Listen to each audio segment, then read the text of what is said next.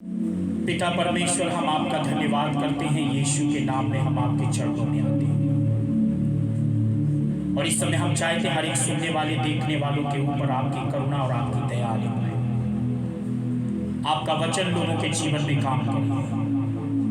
पवित्र आत्मा, हम चाहते हैं कि अपने दास की बुद्धि को नियंत्रण में लीजिए और हमारे होठों से होकर बातचीत करिए।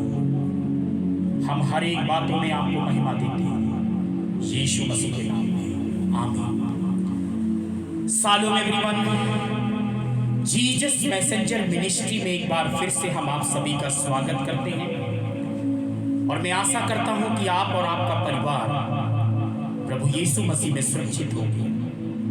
मेरे प्रियो, आज परमेश्वर जिस विषय पर मुझसे और आपसे बात करना चाहता है वो विषय है नशे से अपने आप को बचाओ।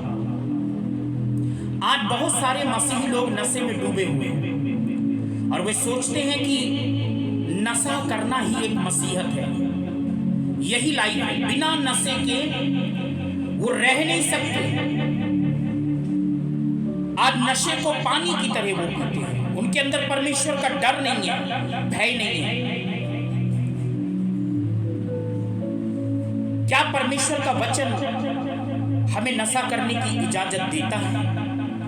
इन्हीं सब बातों को जानने के लिए आइए हम परमेश्वर के वचनों को सीखें और सुनने के साथ साथ इन्हें अपनी जिंदगी में लागू भी करें और दूसरों को भी भेजें ताकि उसकी लाइफ बचाई जाए।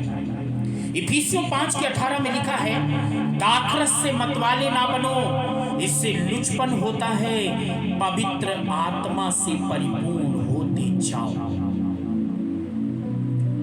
नशा हमेशा लुचपन को लेके आता है, पाप को लेके आता है, इंसान की जिंदगी से गलत काम करवाता है।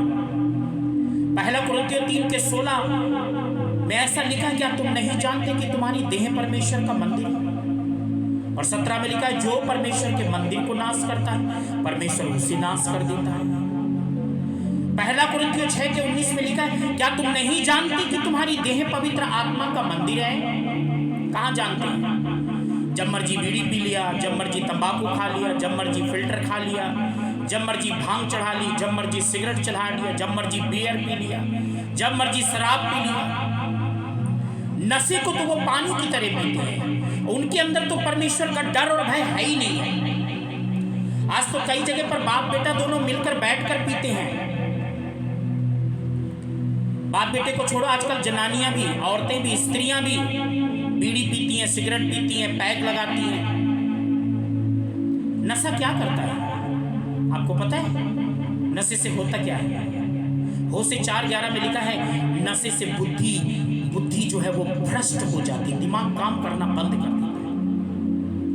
आप देखना, जितने लोग भी नशा करने वाले लोग हैं उनको बात करने की तमीज नहीं होगी कि कैसे बात करना है, बड़ों से कैसे बात करना है, बाप से कैसे बात करना है, माँ से कैसे बात करना है, परमेश्वर के सेवकों से कैसे बात करना, उनको तमीज नहीं होगी, बिल्कुल बेअकल होंगे, बुद्धि भ्रष्ट हो चुकी है ना।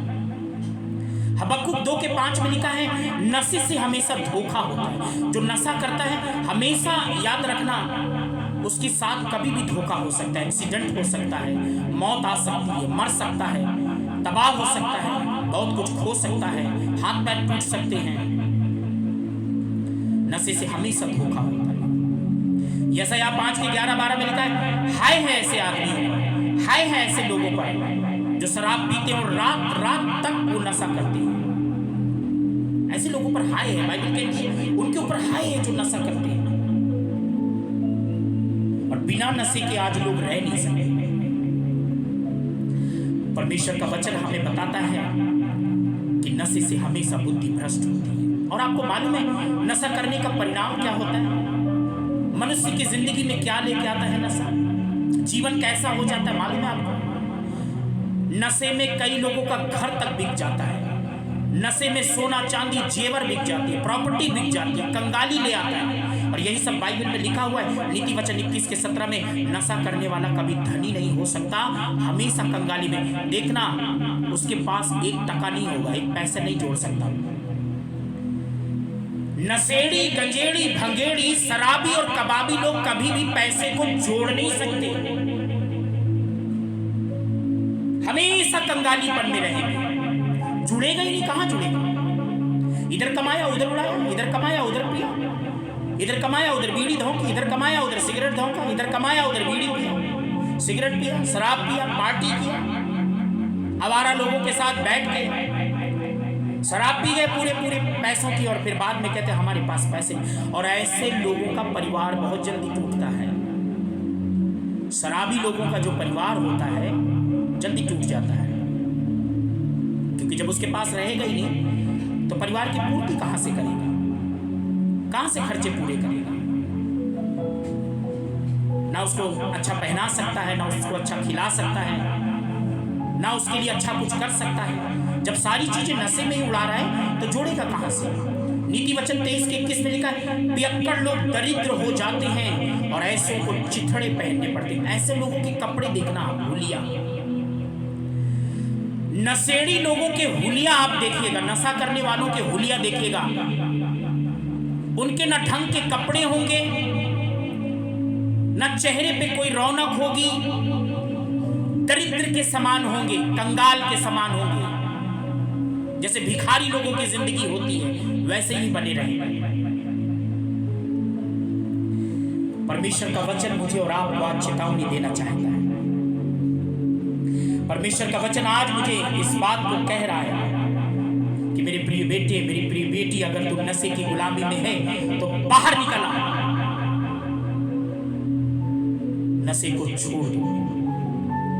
मैं जब यशायाह 43:4 को पढ़ता हूं, वहां पर ऐसा लिखा है, यशायाह 43 उसके 4 में लिखा है कि तुम्हारा जीवन अनमोल है। और परमेश्वर कहता है कि तुम मेरी दृष्टि में अनमोल और प्रतिष्ठित हो। और आज लोग अपने शरीर को तबाह कर रहे हैं, नाश कर रहे हैं, नशे के गुलाम हैं। हे बीड़ी पीने वालों, सिगरेट पीने वालों, भांग और गांजा को सुट्टा मारने वालों, शराब पीने वालों, बाहर निकल आओ, इससे पहले ऐसा ना हो और भी तुम्हारी दशा खराब होती चली जाए और तुम और भी कंगालपन का सामना करो। प्रभु आज बचाना चाहता है। प्रभु की बाहें आज भी तुम्हारे लिए खुली हैं। तू कहां भटक गया है? आपको मालूम है, पहला कुरिन्थियों उसकी 6 अध्याय उसकी 9 और 10 में लिखा है कि पियक्कड़ लोग जो है ना, नशेबाज लोग हैं। और गलातियों उसके 5:19 और 20 और 21 में भी लिखा है, नशा करने वाला स्वर्ग में नहीं जाएगा। वहां बीड़ी की दुकान तो है नहीं, सिगरेट की दुकान तो है नहीं, न बीड़ी की दुकान है, न सिगरेट की दुकान है, न भांग की दुकान है, न गांजा की दुकान है, न बियर की दुकान है, न शराब की दुकान है। अब वहां ऐसे लोगों को परमेश्वर वहां रख के क्या करेगा? ऐसे लोगों को तो सीधे नरक की आग में ही डालना चाहिए ना।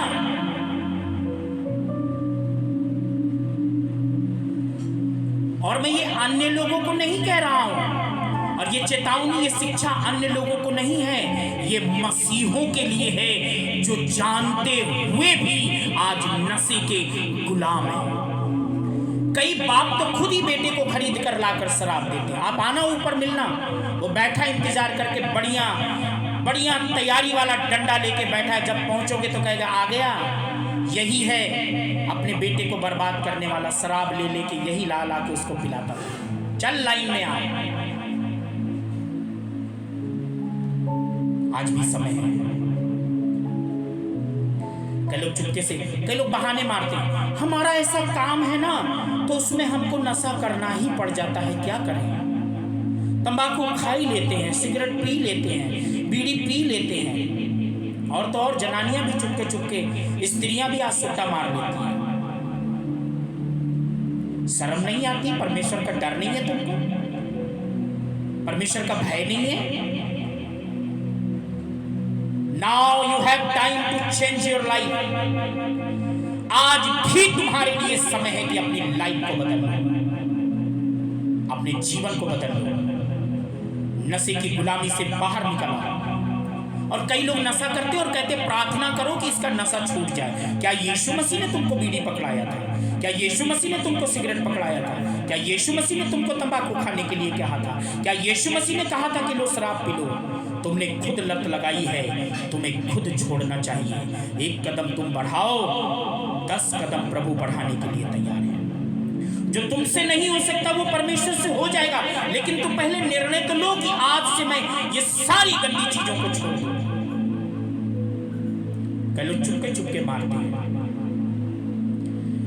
और ये भविष्यवाणी है, जितने भी नशा करने वाले लोग हैं, अगर सही समय पर उन्होंने ये नशा नहीं छोड़ा तो पाने की बजाय, मिलने की बजाय आपका बहुत कुछ खो जाएगा। और आप अपने अगल बगल कई लोगों को देखा भी होगा कि नशे के कारण उनका सब कुछ खो गया। नशा करने के कारण बेटे ने नशा कर करके सब उड़ा दिया, पति ने नशा कर करके सब उड़ा दिया। पति ने इतना नशा किया, इतना नशा किया कि प्रॉपर्टी बेच दी, बीवी के जेवर बेच दिए, घर का सामान बेच दिया, ना खुद बन पाया ना ही दूसरों को बना पाया। कसमें खाता रहा, पी कर आया और कसम खाता रहा, अच्छा कल से नहीं पीऊंगा। बच्चों की कसम, कभी बीवी की कसम। कसम खाने वाला सबसे झूठा होता है। अगर पियक्कड़ एक नशेबाज आदमी अगर कसम खाए वो सबसे बड़ा झूठा है। और मैं हमेशा ऐसे लोगों से हमेशा दूरी बनाकर रखने की कोशिश करता हूं, हमेशा दूर रहने की कोशिश करता हूं, क्योंकि परमेश्वर ऐसे लोगों से प्रसन्न नहीं होता। आज कई लोग कहते हैं हमारा कल्चर है एंजॉय करना है, एंजॉय करने के लिए कहते हैं हम एंजॉय कर रहे हैं, हमारे कल्चर में है। थोड़ी सी पी ली तो क्या हो गया, परमेश्वर थोड़ी बुरा मान जाएगा। तो बेविचार भी कर लो, पाप भी कर लो, तो फिर बच्चों को भी गलत काम करने दो। आज आपके लिए समय है कि अपने नशे की गुलामी से बाहर निकल आए। प्रभु आपको आज बचाना चाहता है।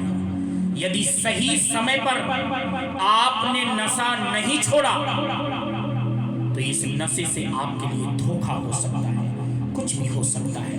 प्रभु इन वचनों के द्वारा आपको आशीष दे। जय मसीह की।